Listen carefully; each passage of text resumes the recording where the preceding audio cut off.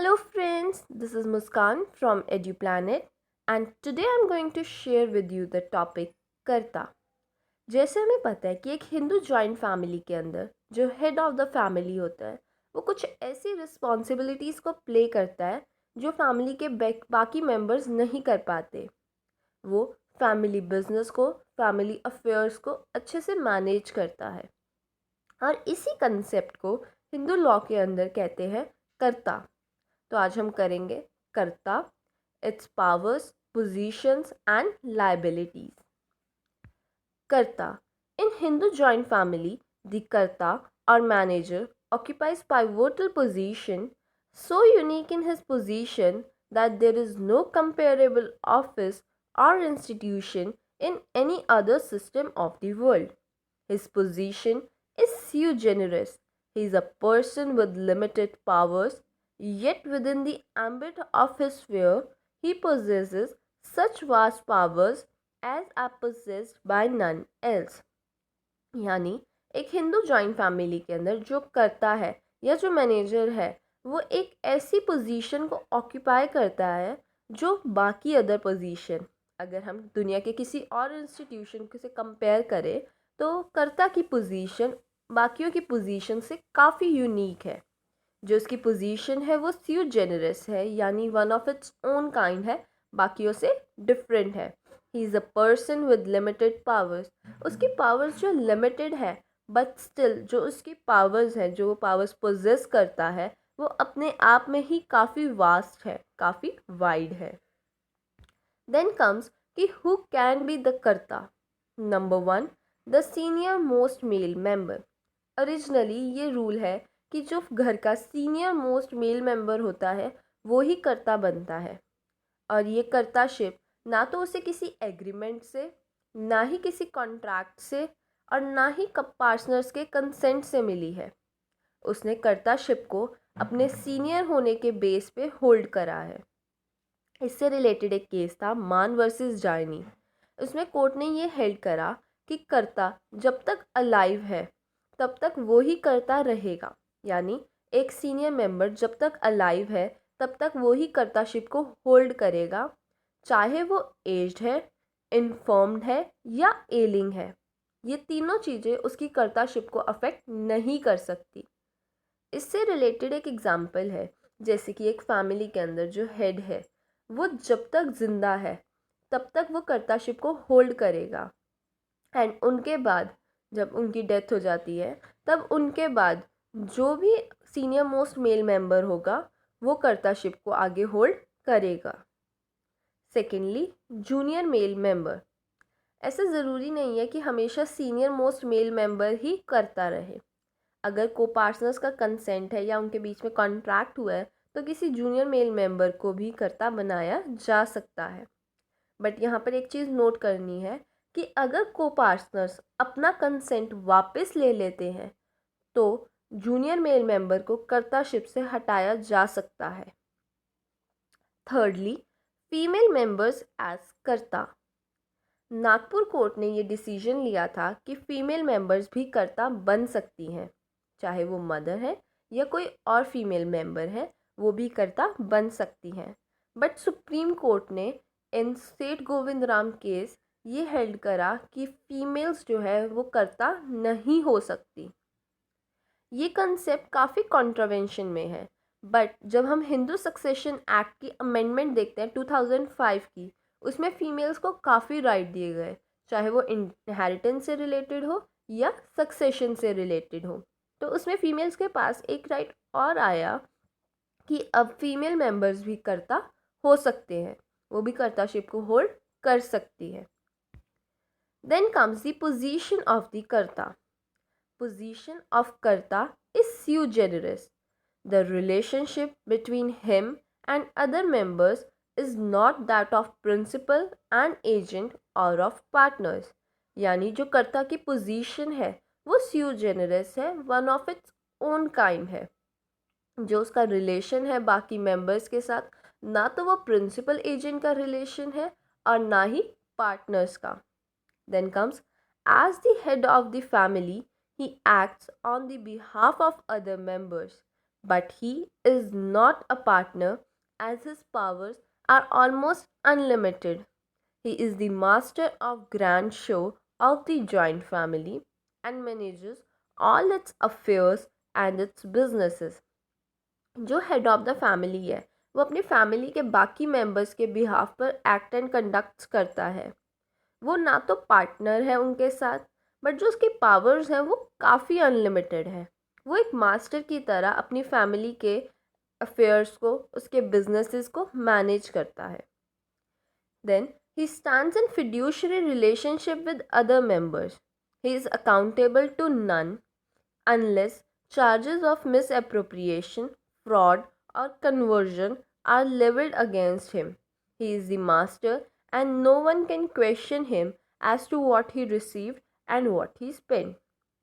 यानी कि वो किसी को आंसर देने के लिए अकाउंटेबल नहीं है अनलेस उसके ऊपर मिस अप्रोप्रिएशन का, फ्रॉड का या कन्वर्जन का चार्ज लगा हुआ है।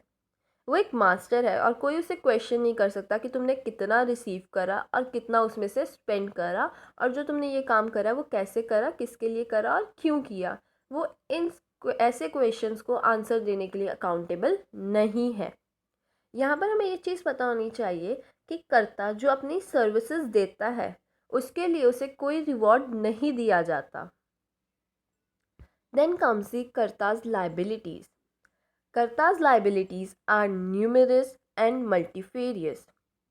He is responsible to maintain all the members of the family. If he improperly exclude any member from maintenance or does not properly maintain them, he can be sued for maintenance as well as for the areas of maintenance.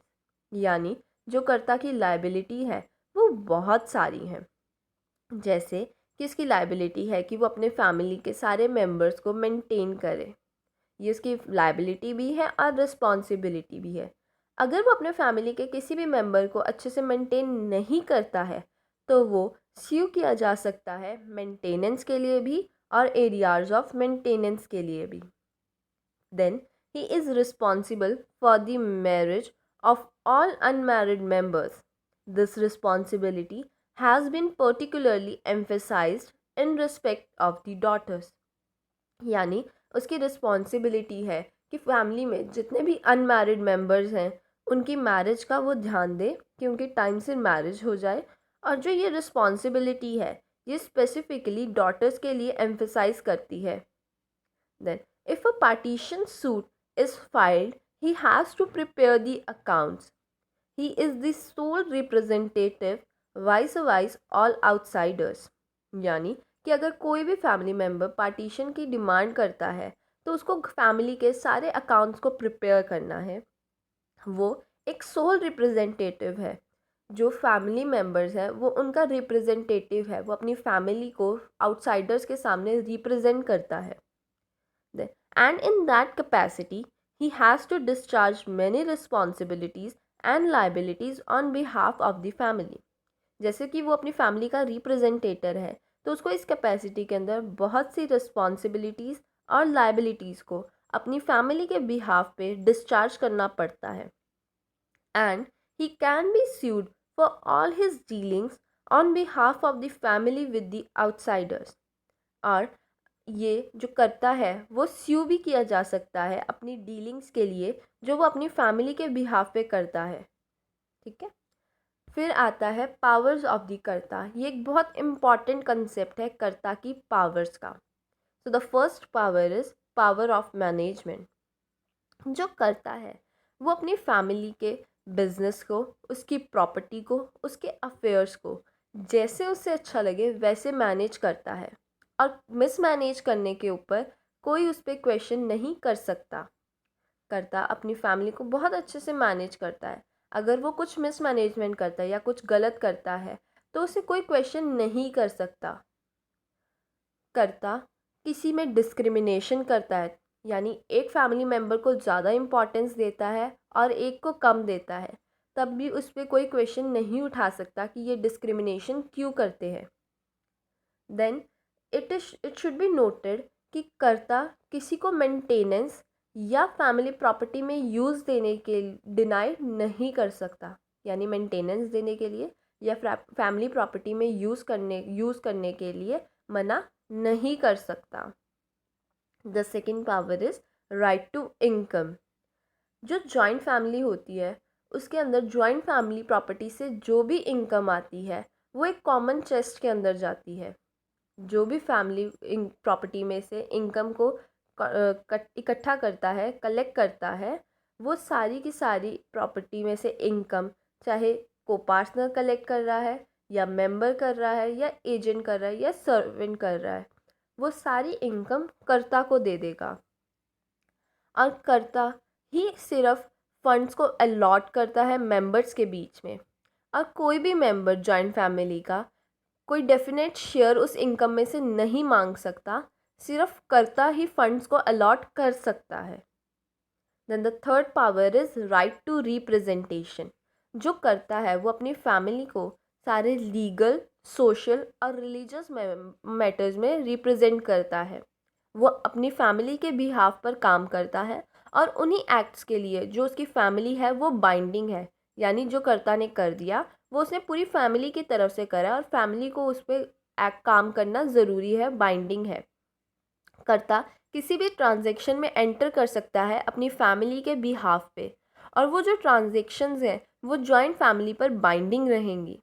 वो अपनी family को किसी भी suit या legal proceedings में भी represent करता है, और उन सूट्स या लीगल प्रोसीडिंग से जो भी डिक्री या ऑर्डर आता है वो जॉइंट फैमिली के ऊपर बाइंडिंग रहेगा, वो बाउंड रहेगी जॉइंट फैमिली उस ऑर्डर को और उस डिग्री को मानने के लिए।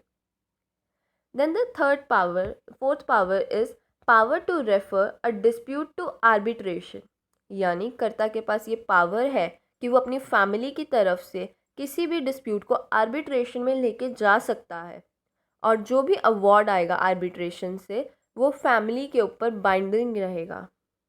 यानी वो अपना डिस्प्यूट आर्बिट्रेशन में लेके जा सकता है, और आर्बिट्रेशन जो भी अवार्ड देगा यानी डिसीजन देगा वो जॉइंट फैमिली के ऊपर बाइंडिंग रहेगा। The next power is power to enter into contract. यानी कर्ता अपनी फैमिली के बिहाफ पे किसी भी कॉन्ट्रैक्ट में एंटर कर सकता है, और जब वो एंटर कर रहा है कॉन्ट्रैक्ट में जो भी उसका आफ्टर कम्स होंगे वो फैमिली के ऊपर बाइंडिंग रहेंगे। Then comes the Karta's power to compromise. Karta के पास ये पावर है कि वो सारे डिस्प्यूट्स को, चाहे वो फैमिली प्रॉपर्टी से रिलेटेड हो चाहे वो उनकी मैनेजमेंट से रिलेटेड हो, कर्ता उनको कॉम्प्रोमाइज़ कर सकता है। कर्ता किसी भी कोर्ट के सूट को जो पेंडिंग है उसको भी कॉम्प्रोमाइज़ कर सकता है, और वो सूट जो कॉम्प्रोमाइज़ करा हुआ है वो सारे मेंबर्स के ऊपर बाइंडिंग रहेगा। बट यहाँ पर नोट करने वाली बात ये है कि एक जो माइनर को पार्टनर है वो इस चीज़ का एडवांटेज ले सकता है कि 0.32 रूल 7 CRPC ये कहता है कि जब सूट टू पार्टीज़ में, यानी पार्टीज़ की जो सूट की पार्टीज़ हैं उसमें अगर कोई माइनर है तो जो कॉम्प्रोमाइज़ कर्ता ने करा है वो कोर्ट के थ्रू अप्रूव होना ज़रूरी है। यानी अगर कोई माइनर पर्सन है तो अगर करता कोई कोर्ट की प्रोसीडिंग को कॉम्प्रोमाइज़ करता है तो वहाँ पर जो कॉम्प्रोमाइज़ है वो कोर्ट के थ्रू अप्रूव होना ज़रूरी है, तभी वो जो है बाकी मेंबर्स पे बाइंडिंग होगा अगर उसे अप्रूवल मिल चुका है। कर्ता फैमिली डेट्स को या किसी भी ट्रांजैक्शन को भी कॉम्प्रोमाइज़ कर सकता है। So the last power of कर्ता इज़ पावर ऑफ एक्नॉलेजमेंट। ये कहता है कि कर्ता के पास ये पावर है कि वो फैमिली के बिहाफ पे किसी भी डेट को जो फैमिली के अगेंस्ट ड्यू है उसको एक्नॉलेज कर सकता है। उसके पास ये पावर है कि वो डेट को उसके डेट का इंटरेस्ट या पार्ट पेमेंट प्रिंसिपल को दे सकता है, ताकि एक फ्रेश जो है पीरियड स्टार्ट हो जाए लिमिटेशन का। बट कर्ता के पास ये पावर नहीं है कि वो किसी टाइम बार्ड डेट को एक्नॉलेज करे, यानी जो डेट टाइम बार्ड है उसको एक्नॉलेज करने का पावर कर्ता के पास नहीं है। सो ये था हमारा कर्ता। हमने देखा कि हिंदू जॉइंट फैमिली के अंदर कर्ता की पोजीशन क्या है। उसकी पोजीशन जो है स्यू जेनरस है, जो कि बाकियों से डिफरेंट है। वो सारी एक्टिविटीज़ को करता है, उसके लिए उसको कोई रिवॉर्ड नहीं दिया जाता। फिर हमने करा कर्तास की लाइबिलिटी क्या है। कर्ता किस चीज़ के लिए रिस्पॉन्सिबल है, वो फैमिली को मेंटेन करने के लिए रिस्पॉन्सिबल है, जो अनमैरिड मेंबर्स हैं उनकी मैरिज के लिए रिस्पॉन्सिबल है, वो एक सोल रिप्रेजेंटेटिव है अपनी फैमिली का, और जो भी उसका एक्ट है वो उसकी फैमिली पर बाइंडिंग है। फिर हमने देखा कि कर्तास की पावर क्या है। उसकी पावर है power of management, right to income, right to representation, power to refer a dispute to arbitration, power to enter into contract, कर्ता's power to compromise, power of acknowledgement. So this is all with our video. अगर हम आपको हमारी video अच्छी लगी हो then do like, share and subscribe. And अगर आपको कोई भी डाउट है तो आप नीचे कमेंट सेक्शन में कमेंट कर सकते हैं. And don't forget to tap on the bell icon. Thank you.